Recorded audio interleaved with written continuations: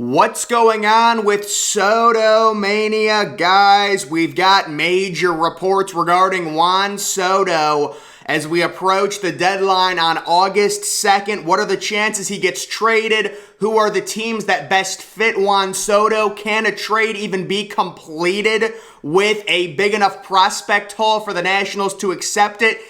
Does it make complete sense for the Nationals to trade Juan Soto right now? We're going to get into all of that, but first we've got a story here. Juan Soto trade rumors, Yankees, Mets to explore possible deals for the Nationals star. Now, I think there's basically zero chance the Nationals trade in division, but of course the Mets, as aggressive as they've been recently, they're going to ask about him. It says both the Yankees and the Mets will reportedly look into a trade for Juan Soto. Jon Heyman lists 8 possible landing spots for Soto, including the Mets, Yankees, Rangers, and Dodgers, although a lofty asking price could make it difficult. It's going to be like Kevin Durant. It's going to be more than Kevin Durant. Kevin Durant is 32 years old. Okay, now he does have 4 years left on his deal, but the team that trades for Soto, very likely the prospect haul they're going to give up, they know they're going to have to re-sign Juan Soto to a long-term deal. So you're talking about a bigger prospect haul, than Kevin Durant would get you in terms of that. An early favorite for Soto might be the San Diego Padres.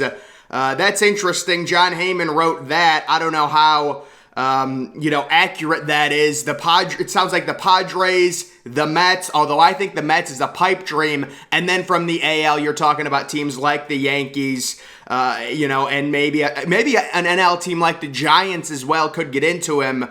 Now, we've got another article talking about Soto's potential contract, supposedly in the $500 million range. Not surprising at all, Juan Soto being 23 years old. And then they talk about the offer he received from the Nationals.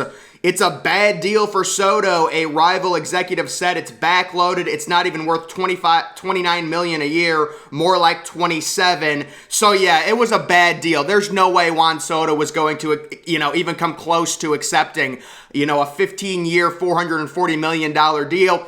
Everyone hears the $440 million. They think it's a ton of money. But when you split it up into 15 years, that would be his only contract. Juan Soto and his agent, I'm sure, are going to want a 7 or 8 year contract. And then he'll hit the market again when he's 31 or 32. And he'll get another mega deal at that age. You guys got to remember, Aaron Judge is 30 years old. And there's people that think, based on the year he's having, he's going to get $300 million in the offseason. So Juan Soto can be a free agent basically at 30 years old on top of already having a mega deal.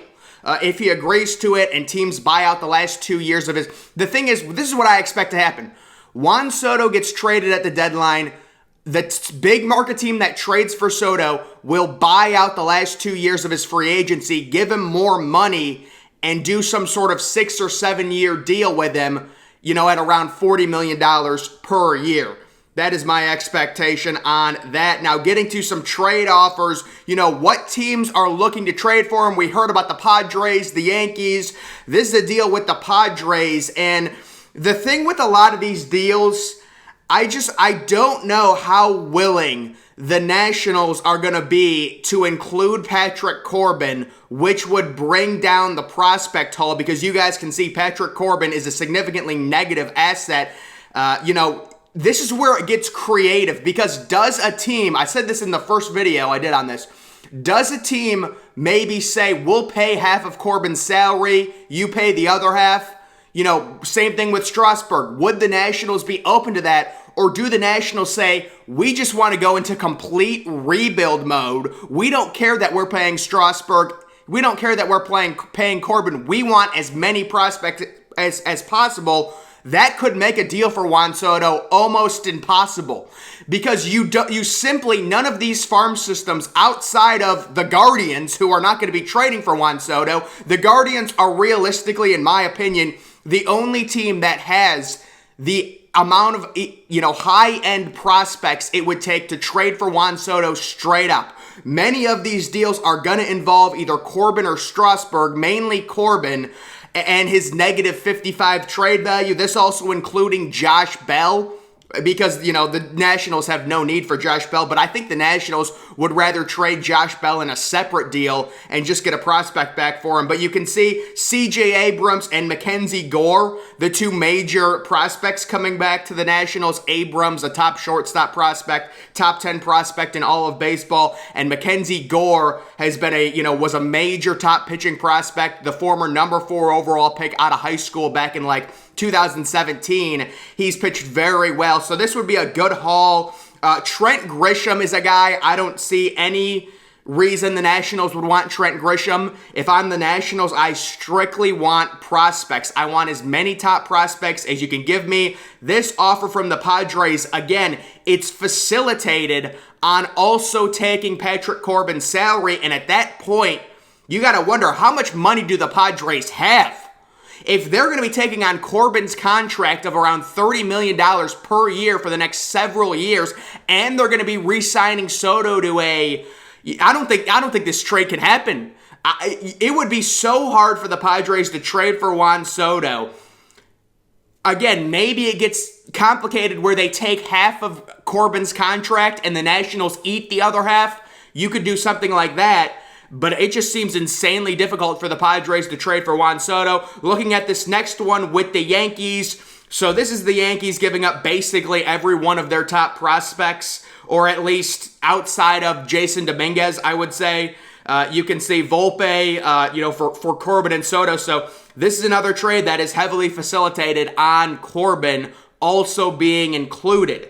So there's that hurdle. It's like, can any team offer enough prospects to where if the Nationals don't want to include Corbin in this deal to make it realistically fair, a team outside of the Guardians, you don't have the prospects. You do not have the prospect talent to give up enough. The Yankees don't have enough prospects worth trading for Soto. They would have to include major league players, which obviously they're not going to do. They're not going to trade any of their valuable major league assets because they're the number 1 team in baseball right now. But if you're the Yankees and you can get Juan Soto any way possible, this is the other problem for the Yankees. If the Yankees take on Corbin's contract, that's 3 mega contracts. The Yankees do not want 4 mega contracts, and they would have to have 4 mega contracts at that point. Giancarlo Stanton, Garrett Cole, Aaron Judge is gone. He walks, which is fine. You don't want to pay Aaron Judge, $40 million when he's 37 years old. And you would also have Corbin on a big contract, and then you would obviously re-sign Soto. So the finances, it's a major hurdle. And I'm just looking at these deals. It seems very tough to, get a deal together. There's just not enough prospects to make it worth it for Soto. But if I'm the Nationals, I'm thinking to myself, there's no point in keeping Soto right now. You're not going to be able to re-sign him. You have Corbin on a horrible deal. You have Strasburg on a horrible deal. You're selling your team. You can't have 3 mega contracts, 2 of them being terrible. You offered Juan Soto $440 million. He declined like he should because he knows his value. You're going to have to trade him, and you're going to get back an unbelievable young prospect haul. You just, you're already replenishing your farm system. You just drafted a kid 5th overall last night. You're going to get another top 5 pick this year. This is going to completely rebuild your farm system. And you also have to think, if you keep Juan Soto the last 2 months of this year, Juan Soto could hit 400 the last 2 months of this year, and his trade value would go down because the contract, now he only has 2 years left on his deal. His value right now of 176 would go down. Even if he hits 400 over the last 2 months of the regular season, it would go down because less time. He would only be signed for 2 more years. Instead, right now he's at 2.5. That's why he has more value. This is another trade. So this is the trade to where you're not involving Corbin. You're not involving anyone. You are just straight up trading for Juan Soto, and you're giving up Hassel, one of the top outfield prospects in baseball. You're giving up Gore, Abrams, Wood, and then also Grisham. Again, I wonder how much they would really want Grisham. I don't think they would really want him, but that gets it done if you are the Padres. It just seems like such a major hurdle for some of these teams, and we talked about several different Juan Soto type trades. Let me see if I can go to some of them. So yeah, really, any of these, like the Giants, I mean, could the Giants afford? So any of these, like the Giants, the main issue we're running into is we're having to include Corbin or Strasburg on these deals, which I don't know if the Nationals want to do, and I'm not sure a team like the Giants would be able to pay Patrick Corbin $30 million over the next several years while also extending Juan Soto on a $40 million per year contract. I don't know, how feasible really is this? It's a very interesting thing. If I was the Nationals, I would look at all my offers. Listen, you don't have to panic. Even if worst case scenario, worst case scenario is you keep Juan Soto when he tears his ACL in September. That's worst case scenario. But you would hope, worst case scenario, you finish the year out with Juan Soto, you assess and you trade him in the offseason, you would still get a ton back with, 2 years on his deal. You'd get a ton for Juan Soto.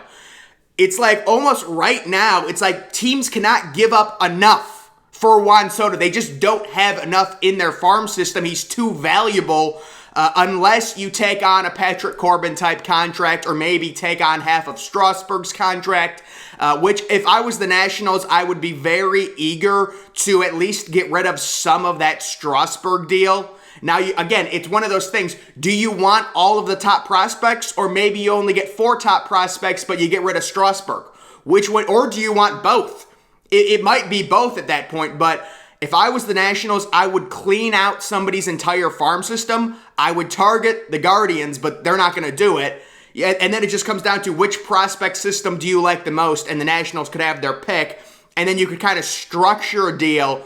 What I would do if I'm the Nationals, because Strasburg's deal is so long and so horrible, I would say, you need to eat half of Strasburg's deal. You can have Strasburg. You have to eat half of his salary. So now we're not giving Strasburg, $30 million, whatever it is. We're giving him $15 million per year. That lightens our load down the road. I mean, paying Strasburg $35 million next year if you're the Nationals really doesn't matter because you're rebuilding if you're trading Juan Soto. But it's just the thing where Strasburg has such a horrible contract. It gets to the point to where even when your young team gets rebuilt, I think Strasburg is still going to have like a few years on his contract because it's so bad. So if I'm the Nationals and I'm trading Juan Soto at this deadline, I'm cleaning an entire farm system out and I'm trying to get rid of at least half of Strasburg's deal. The other issue is the team that is trading for Juan Soto is going to want to extend Juan Soto, and if they're also taking on Strasburg's contract, that's a boatload of money to be taking on your payroll if you are extending Juan Soto and taking on Strasburg or Corbin. So this is why this is a major issue. It's like a big clash. Like Juan Soto is too valuable almost right now, but it makes sense for the Nationals to maximize his value. There's no point in keeping him the last 2 months of the regular season. You're not making the playoffs. You'd rather lose as many games as possible to get as high as a draft pick as possible, play as many young guys, make sure Juan Soto doesn't get hurt, which would hurt his trade value. So that's why you want to trade him right now. But again, does a team have enough to trade for him? It's so unique. We will see. We'll continue to follow it. Padres have been mentioned. Yankees have been mentioned. Maybe a team like the Giants. I don't know how you make it work. The other team, the Dodgers, right? The Dodgers have a ton of prospects. They're a team that could give Soto but they've given Freddie Freeman, Mookie Betts. At some point, you're going to run out of money. Like, can't you have Mookie Betts on a mega deal? You have Clayton Kershaw still getting a ton of money. You have Freddie Freeman on a huge contract. You're going to give Juan Soto a huge contract. You're going to take on Corbin's contract. You're going to run out of money. The Yankees simply don't have the money, I don't think, to take on Corbin's entire contract because they're going to have to re-sign Soto. Or the Yankees could wait and just keep Soto for the next 2 years and then re-sign him rather than buying out the final 2 years of his free agency. I think the best move is to buy out Soto's next 2 years of free agency, completely restructure his deal, give him more money over the next few years with an extended contract. I think that's what Juan Soto wants because he'll get to free agency again at the age of 30 and he can have a 7-year deal. The whole thing's confusing, but we will continue to follow it and see what happens to Juan Soto if he gets traded. But guys, make sure you're following me on Twitter. Link to that's always in the description. I'm, of course, the Depressed Ginger. Thank you for watching.